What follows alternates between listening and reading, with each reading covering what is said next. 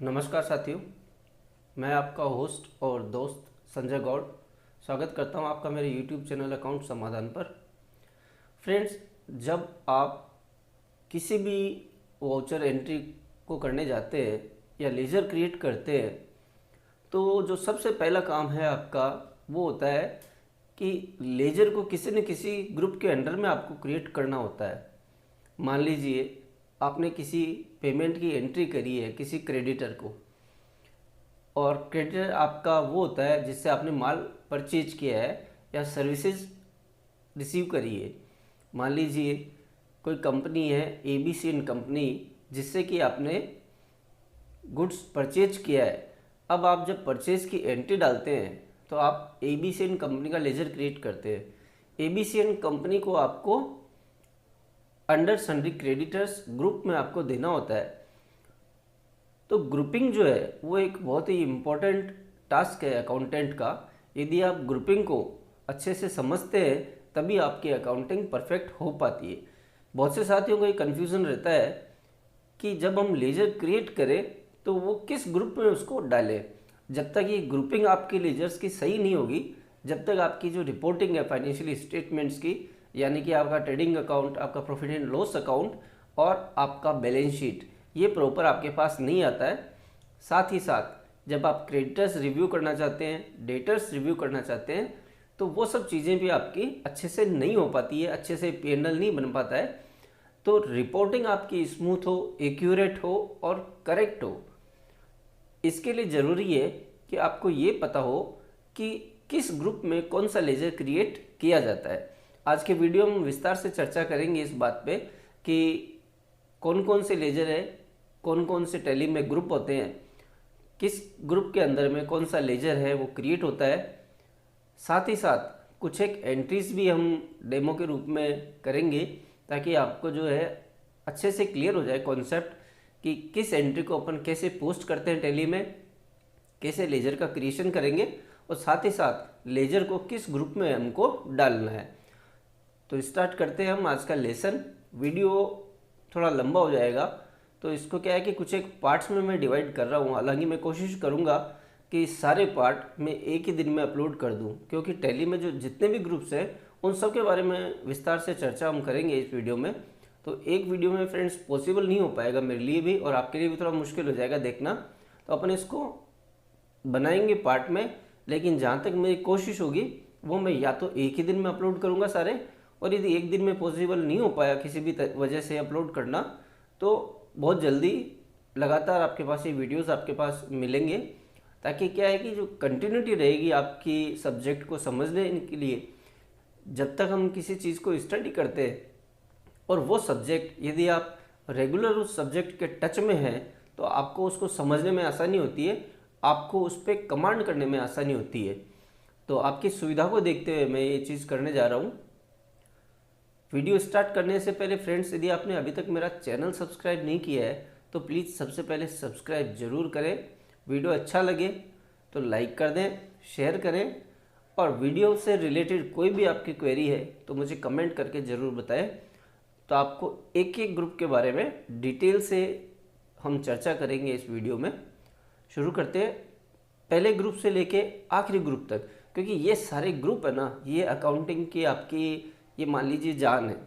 जब तक आपकी ग्रुपिंग और एंट्रीज तो आप कर लेंगे, लेकिन जब ग्रुपिंग गलत हो जाएगी तो आपकी एंट्रीज का इफेक्ट है वो भी गलत हो जाएगा। तो आपको एक एक ग्रुप के बारे में मैं डिटेल में चर्चा करूँगा। शुरू करते हैं फ्रेंड्स। सबसे पहले अपना ग्रुप आता है कैपिटल अकाउंट। जब भी कोई बिजनेसमैन बिजनेस स्टार्ट करता है तो कुछ कैपिटल वो इंट्रोड्यूस करता है। व्यापार चलाने के लिए पूंजी की बहुत आवश्यकता होती है। बिना पूंजी, पूंजी हिंदी का शब्द है, इंग्लिश में हम इसको कैपिटल कहते हैं। तो बिना कैपिटल के बिजनेस किया जाना संभव नहीं है। कैपिटल है वो दो तरीके से इंट्रोड्यूस की जा सकती है, या तो कैश या बैंक के थ्रू, यानी कि व्यापारी नगद पैसा अपनी बचत का लगाता है। दूसरा, वो कुछ गुड्स देके भी कैपिटल इंट्रोड्यूस कर सकता है। मान लीजिए आप कोई शोरूम ओपन कर रहे हैं और शोरूम का ओनर वहाँ पे कुछ फर्नीचर है वो लेके आता है अपनी तरफ से, जो उसके पास पहले से मौजूद है। कंप्यूटर उसके पास पहले से है तो वो कंप्यूटर इंट्रोड्यूस कर सकता है, प्रिंटर इंट्रोड्यूस कर सकता है। इस तरीके से काफ़ी सारी चीज़ें जो उसके पास पहले से अवेलेबल है वो भी इंट्रोड्यूस कर सकता है, साथ में पैसा भी इंट्रोड्यूस कर सकता है। तो मेरे कहने का मतलब है कि कैपिटल दो तरीके से इंट्रोड्यूस हो सकती है। अपन चर्चा करते हैं इसमें कि एक प्रोप्राइटरशिप कंसर्न है, जिसका प्रोप्राइटर बिजनेस शुरू कर रहा है, तो उसकी एंट्रीज अपन को कैसे करनी है, कैसे उसका कैपिटल अकाउंट वगैरह रेडी होगा। तो शुरू करते हैं कैपिटल अकाउंट को। सबसे पहले हम इसमें कुछ लेजर्स क्रिएट कर लेते हैं। क्रिएट का ऑप्शन किया अपन ने, लेजर। मान लीजिए कि ओनर है राम, तो यहाँ पे हम राम्स कैपिटल अकाउंट बनाएंगे सबसे पहले। जब आप लेजर क्रिएट करते हैं तो जो ये वीडियो का अपना मेन मोटिव है आज का, कि ग्रुपिंग आप प्रॉपर करना सीख जाए। जब आप लेजर क्रिएट करते हैं तो आप देखेंगे आपके पास राइट साइड के बार में जितने भी लेजर्स जिन जिन ग्रुप्स में जाने हैं उन सब की डिटेल्स यहाँ पे आपके पास अवेलेबल है। लेकिन पता आपको होना चाहिए कि कौन सा लेजर किस ग्रुप में जाएगा। आप देख सकते हैं यहाँ पे बैंक अकाउंट्स है, बैंक ओसीसी है, बैंक ओडी है, branch divisions, capital account, cash in hand, current liabilities, इस तरीके से लेके प्रोविजंस, परचेज, सेल्स, सारे ग्रुप्स आपको यहाँ पे नज़र आ रहे हैं। एक एक करके हम सब पे चर्चा करेंगे इन पे। तो सबसे पहले अपन ने लिया इसमें कैपिटल अकाउंट। तो यहाँ पे राम है, वो ओनर है फर्म का, तो राम का कैपिटल अकाउंट बनाएंगे। इसको ग्रुप देंगे हम कैपिटल अकाउंट का, और कंट्रोल से हम सेव कर देंगे। तो आपका पहला लेजर क्रिएट हो गया है कैपिटल का। व्यापार के दौरान व्यापार का ओनर कई बार बिजनेस से कुछ पैसा अपने पर्सनल यूजेज के लिए भी लेता है, जिसको हम टेक्निकली अकाउंट्स की भाषा में कहते हैं ड्राइंग। यानी कि मान लीजिए बिजनेस का ओनर, उसको कुछ अपने खर्चों के लिए ज़रूरत है और वो 10, 15 या 20 हज़ार रुपये महीने में अपनी बिजनेस से निकाल के खुद ले लेता है, तो उसको कहा जाता है ड्राइंग्स। यानी कि बिजनेस एक्सपेंसेस नहीं है, वो ओनर के पर्सनल नेचर के एक्सपेंसेस हैं, उनको हम एज ए ड्राइंग ट्रीट करेंगे। तो यहाँ पे दूसरा लेजर हम ओपन करेंगे, ड्राइंग्स का ग्रुप भी हम देंगे कैपिटल अकाउंट, सो दैट कि ये सारी चीज़ें आपको एक साथ यहाँ पे नज़र आ जाती है। इसके बाद जो थर्ड एंट्री आती है वो आती है आपके कुछ डिडक्शंस आपको इनकम टैक्स की रिटर्न आप फाइल करते हैं तो वहाँ पे मिलते हैं। जैसे कि यदि प्रोप्राइटर है, उसके बच्चों की स्कूल फीस है वो पे कर रहा है, और वो जो पेमेंट है वो जा रहा है बिज़नेस के बैंक अकाउंट के थ्रू। तो यहाँ पे जो हमको बिज़नेस का जो बैंक अकाउंट है उसका बैलेंस हमको रिकनसाइल करना है, तो हमको एंट्री बैंक में पोस्ट करनी होगी। लेकिन बिज़नेस का एक्सपेंस नहीं है, वो एक्सपेंस किसका है, ओनर का एक्सपेंस है, जो कि एक पर्सनल नेचर का एक्सपेंडिचर है। लेकिन इनकम टैक्स की रिटर्न में उसको डिडक्शन मिलेगा सेक्शन 80 का। यहाँ में तो यहाँ पर अपन जो लेजर क्रिएट करेंगे, मान लीजिए इसमें हम देते हैं लेजर क्रिएट करेंगे स्कूल फीस पेड, इसको भी हमको लेना है अंडर कैपिटल अकाउंट। सेव कर दिया हमने इसको। इसके बाद में यदि लाइफ इंश्योरेंस के प्रीमियम्स कुछ है जो कि ओनर पे कर रहा है बैंक अकाउंट जो फर्म का है उसके थ्रू, तो उनको भी अपन को लेना है कैपिटल अकाउंट में। तो यहाँ पे अपन डाल देते हैं LIC premium paid. LIC premium paid किया है, इसको भी हम लेंगे कैपिटल अकाउंट के अंडर में। तो ये कैपिटल अकाउंट आपका पहला ग्रुप हो गया है, जिसमें मोटा मोटी अपन ने सारी चीज़ें कवर कर ली है। अब इसकी एंट्री करके अपन देखते हैं कि इसका इफेक्ट क्या होगा, कैसे बैलेंस शीट में आपको शो होगा। लेजर क्रिएट हो गया, अभी आते हैं वाउचर्स में। सबसे पहला रिसीट करेंगे हम, F6 रिसीट का है, आपको पता है। राइट साइड में आप देखेंगे आपको सारे शॉर्टकट हैं वो नज़र आते हैं। टेली के फीचर्स और टेली प्राइम के फीचर्स दोनों से रिलेटेड वीडियोस मेरे चैनल पे अपलोड किए हुए हैं। साथ ही साथ टेली ERP9 जो आप लोग अभी तक यूज़ कर रहे थे, जिन्होंने भी टेली प्राइम यूज़ करना शुरू नहीं किया है, कुछ कन्फ्यूजन्स कईयों को है कि पता नहीं एकदम से इसमें क्या चेंजेस आ गए क्या नहीं आ गए, तो दोनों में क्या डिफरेंस है, क्या क्या फीचर्स है, उसको लेकर भी एक वीडियो मैंने अपलोड किया है मेरे चैनल पे, तो आप उसको भी ज़रूर देखिएगा, तो आपके लिए समझने में बहुत ज़्यादा आसानी उससे हो जाएगी।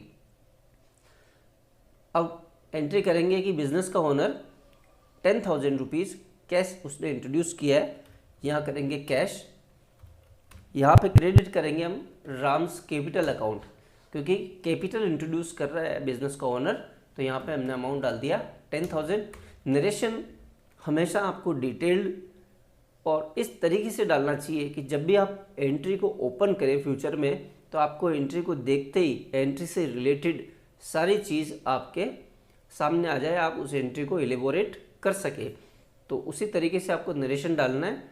तो नरेशन का कोई भी अलग से कोई प्रिंसिपल या रूल नहीं है, सिर्फ नरेशन इतना होना चाहिए डिटेल में कि आप उसको जब भी बाद में ज़रूरत पड़े तो आप नरेशन देके उस एंट्री का ट्रीटमेंट पता कर सके, क्योंकि ये जो एंट्री है इसको तो आपको देख के बाद में भी पता लग जाएगा। यदि नरेशन आप शॉर्ट में डालेंगे कि साहब बिजनेस की कैपिटल है वो इंट्रोड्यूस हुई है, क्योंकि एक बार कैश आपके पास रिसीव हो रहा है और कैपिटल अकाउंट को आपने क्रेडिट किया है। लेकिन बहुत सारी एंट्रीज ऐसी होती है जिनमें जब तक आप डिटेल नरेशन नहीं डालेंगे, जब तक आपको उस पर्टिकुलर ट्रांजेक्शन के बारे में पता नहीं लग पाता है।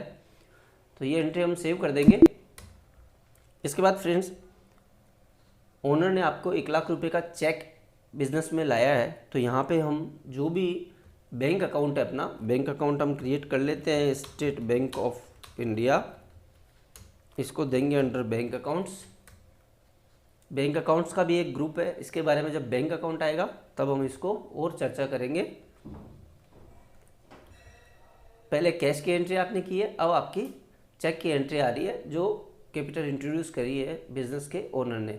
राम्स कैपिटल अकाउंट क्रेडिट करेंगे, 1,00,000 रुपये का चेक है वो आपने डाल दिया है।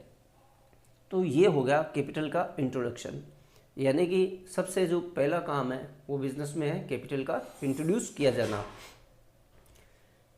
2 एंट्रीज मैंने आपको और बताई है, वो भी एक एक मैं आपको करके बता देता हूँ, ताकि आपको जो ग्रुप देखेंगे आप पूरा कैपिटल अकाउंट का, तो आपको अंडरस्टैंडिंग क्लियर हो जाएगी।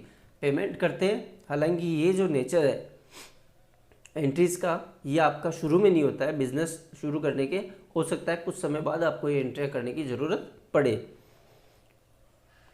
बैंक से पेमेंट किया हमने, बच्चों की स्कूल फीस मान लीजिए उन्होंने पे करी है 15,000 रुपये। नरेशन आप डाल दीजिएगा अपने हिसाब से।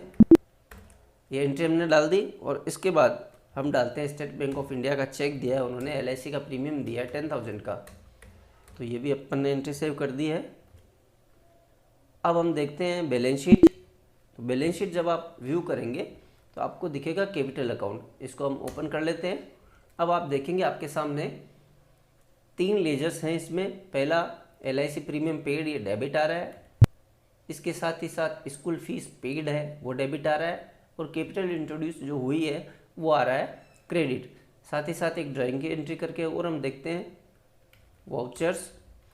मान लीजिए 5,000 रुपीज़ ओनर ने अपने पर्सनल यूजेस के लिए बिजनेस से लिए हैं, तो कैश और यहाँ पे हम सिंपली करेंगे डेबिट 5,000 ड्राइंग्स में। अब आप देखें कैपिटल अकाउंट को, तो यहाँ पे आपको चारों जो लेजर अकाउंट अपन ने चर्चा की है वो आपको नज़र आते हैं। नेट बैलेंस इनका कितना रह जाएगा, 1,10,000 का टोटल कैपिटल का इंट्रोडक्शन हुआ है इसमें। इसके बाद जैसे जैसे ओनर की तरफ से कैपिटल आती रहेगी, कुछ पैसा आता रहेगा, हम क्रेडिट करते जाएंगे। 10,000 रुपये कैश आए हैं, 1,00,000 रुपये का चेक आया है, और जैसे जैसे वो बिजनेस से पैसा वापस निकालता है खुद के खर्चे के लिए या किसी भी काम के लिए, तो अपन इसको ड्राइंग्स में डेबिट करते जाएंगे। तो कैपिटल का नेट बैलेंस आपका रहेगा 1,10,000 रुपये कैपिटल इंट्रोड्यूस हुई है, और 30,000 वो अपन ने चाहे उसके पर्सनल नेचर के एक्सपेंसेस है उनके लिए कर दिया, या डायरेक्ट ही उन्होंने कैश यहाँ से अपन विड्रॉल कर लिया फर्म से, तो वो ड्राइंग्स हो जाएगी। तो नेट जो इसका बैलेंस आएगा 1,10,000 माइनस 30,000 रुपये 80,000, ये आपका 80,000 का बैलेंस आपको दिखेगा बैलेंस शीट में कैपिटल अकाउंट में। तो ये पहला और इम्पोर्टेंट ग्रुप है टैली का कैपिटल अकाउंट। इसके बाद में हम चलते हैं दूसरे ग्रुप पे। दूसरा ग्रुप ले लेते हैं अपन इस तरीके से कर लेते हैं थोड़ा कि समझने में आसानी रहेगी। ग्रुपिंग में समझाने के लिए वैसे नहीं ले रहा हूँ जैसे टैली में लिस्ट आती है, मैं इस तरीके से पुट कर रहा हूँ ये सब्जेक्ट, ताकि समझने में एक सीक्वेंस जो बनती है इसकी उसके हिसाब से ले रहा हूँ ताकि आपको समझने में आसानी रहे। सेकेंड ग्रुप आता है फ्रेंड्स लोन्स लायबिलिटी का। जब हम वाउचर एंट्री करेंगे और यहाँ पे आप रिसीव करते हैं कोई एंट्री, तो जैसे हमने कैश डाला इसके बाद हम जैसे ही यहाँ पे कोई लेजर क्रिएट करेंगे तो यहाँ पे जो ग्रुप आएंगे, मान लीजिए ABC करके देखते हैं, ग्रुप में आप देखेंगे तो सारी आपके पास लिस्ट है वो नज़र आ जाती है। तो ग्रुप में आप देखेंगे बैंक है, OCC अकाउंट है, OD अकाउंट है, इस तरीके से आपके पास लिस्ट आ रही है। लेकिन हम ले रहे हैं इसमें जो यहाँ पे लाइबिलिटी का अकाउंट है, लोन्स लाइबिलिटी, इसको कंसिडर कर रहे हैं पहले। लोन्स लाइबिलिटी यानी कि आपकी देनदारियां हैं, वो देनदारियां जो आपने लोन के रूप में और लोगों से ली है।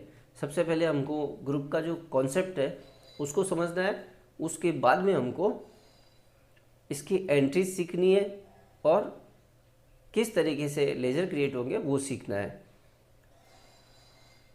तो दूसरा ग्रुप आ जाता है आपका लोन्स लायबिलिटी। लोन्स दो तरीके के होते हैं, पहला सिक्योर्ड लोन्स और दूसरा अनसिक्योर्ड लोन्स। सिक्योर्ड लोन्स वो हैं जो लोन आप कोई न कोई सिक्योरिटी के बदले में लेते हैं, यानी कि आपने किसी को बैंक गारंटी दी है या आपने कोई कार परचेज करी है और वो कार यदि फाइनेंस पे है तो कार जो है वो सिक्योरिटी हो गई आपके लोन के अगेंस्ट में, क्योंकि फाइनेंस जो हुआ है आपका कार पे हुआ है। कार के लोन से रिलेटेड एंट्रीज आपको डिटेल में समझनी है तो car loan entry in tally, इस पर मैंने एक वीडियो अपलोड किया और मेरे चैनल पे आप उसको कंसिडर कर सकते हैं। तो सिक्योर्ड लोन से मतलब ये हो गया वो लोन जो सिक्योर्ड है किसी न किसी सिक्योरिटी के थ्रू। दूसरा है अनसिक्योर्ड लोन, यानी कि वो लोन जिसके अगेंस्ट में आपने कोई सिक्योरिटी नहीं दी है।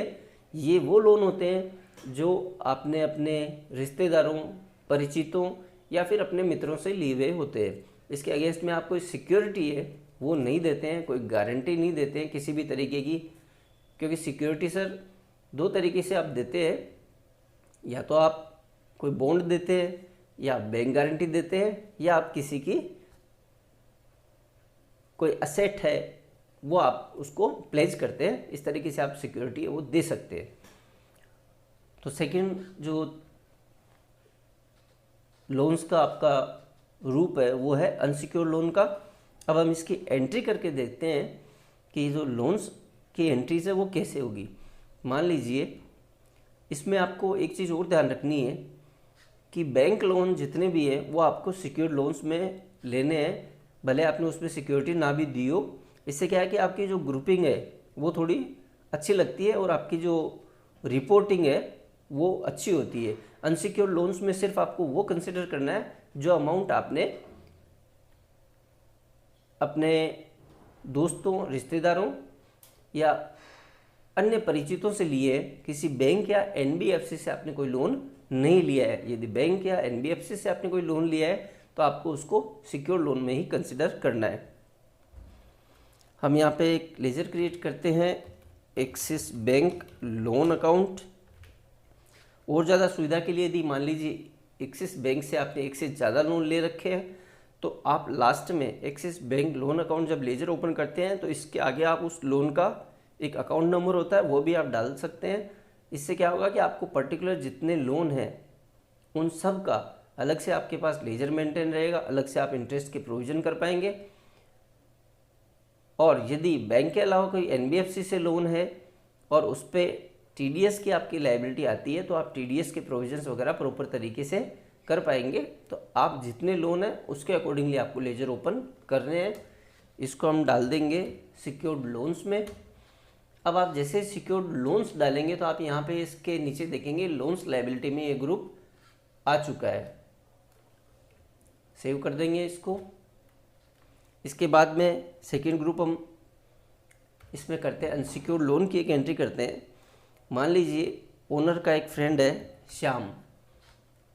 श्याम का लेजर ओपन करेंगे और इससे आपने कुछ पैसा उधार लिया है बिजनेस ओनर ने, तो इसको हम डालेंगे अनसिक्योर्ड लोन्स में।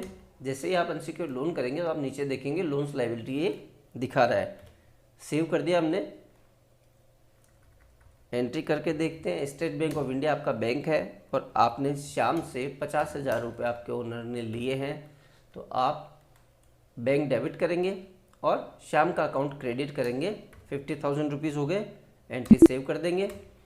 इसके साथ सेकेंड एंट्री लेते हैं हम एक्सिस बैंक लोन अकाउंट की। एक्सिस बैंक से आपने मान लीजिए 5 लाख का लोन लिया है, तो ये आपने 5 लाख की एंट्री कर दी है। बैलेंस शीट में व्यू करते हैं इसको, कैसे आपको नज़र आ रहा है लोन्स लायबिलिटी। अब आप देखेंगे यहाँ पे 2 हेड इसके बन चुके हैं, पहला सिक्योर्ड लोन्स और दूसरा है अनसिक्योर्ड लोन्स। तो जो सिक्योर्ड लोन है ये आप देखेंगे इसमें आपके पास एंट्री आ गई एक्सिस बैंक की। इसी तरीके से जितने भी सिक्योर्ड लोन होंगे आपको एक ही जगह पे सारे नज़र आ जाएंगे और अनसिक्योर्ड लोन्स भी जितने होंगे वो आपको एक ही जगह पे यहाँ पे शो हो जाते हैं। तो आपको क्या रिपोर्टिंग बढ़िया रहती है। जब आप अकाउंट्स अपने फाइनलाइज करते हैं, बैलेंस शीट आप प्रिपेयर करते हैं, तो उस समय ये सब चीज़ें आपके बहुत ज़्यादा काम आती है। तो इस तरीके से हमने दूसरा ग्रुप कर लिया है लोन्स लायबिलिटी, जिसके 2 सब ग्रुप्स हैं, सिक्योर्ड लोन्स और अनसिक्योर्ड लोन्स। उम्मीद कर रहा हूँ फ्रेंड्स आपके ये समझ में आ रहा है। जो भी आपकी क्वेरीज हों, जहाँ भी आपको लगे कि इसको और ज़्यादा इलेबोरेट किया जाना चाहिए था, वहाँ आप मुझे ज़रूर कमेंट करके बताएं, ताकि मैं उसको उसी अनुसार और ज़्यादा इलेबोरेट करके आपको समझा सकूँ। मेरा जो मेन पर्पज़ है वो यही है कि ज़्यादा से ज़्यादा अंडरस्टैंडिंग मेरे व्यूअर्स में सब्जेक्ट को लेके आए। तो कमेंट करके मुझे ज़रूर बताइएगा कि इसमें कोई यदि आपकी क्वेरी रहती है तो।